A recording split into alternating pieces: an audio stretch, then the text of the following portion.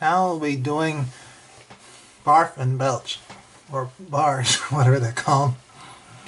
This is the two-handed dragon species, although I don't know if they have the same brain or separate, or they share, or is it the Siamese dragon? They are, it is a dragon that is bonded with the twin Rough Nut and Tough Nut. Although I don't know if it should be called bonded. More like it keeps them in line. Often when those two fight, like shown here, their dragon breaks them up or try to use them as puppets. This dragon species I forget the name of, but they are really big heads and eyes. They're always bulging with their snouts up against them and their horn right between their eyes. They also have really flexible spikes on their back. They're like fins. And this is the interesting part about this dragon species. One head spews gas while the other one ignites it.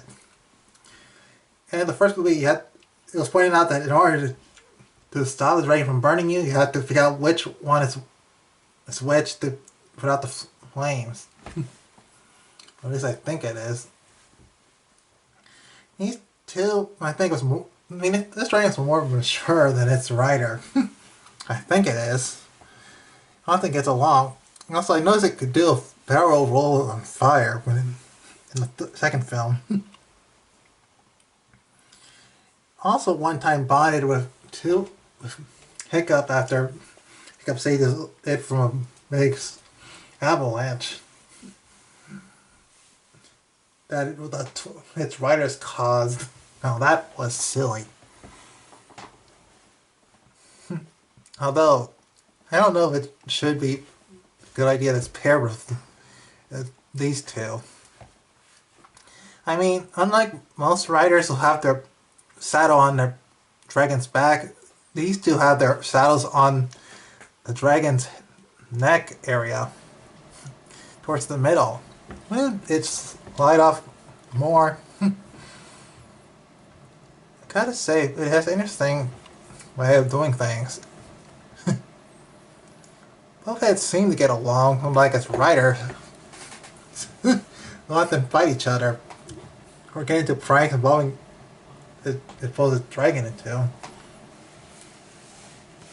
But they can be loyal and mature when they want to be. What is your favorite moment with this dragon? I think if I wanted a dragon, I wanted to have 3 heads, or just one, but have the neck as long as it. Here is Barf and Belch from How to Train Your Dragon.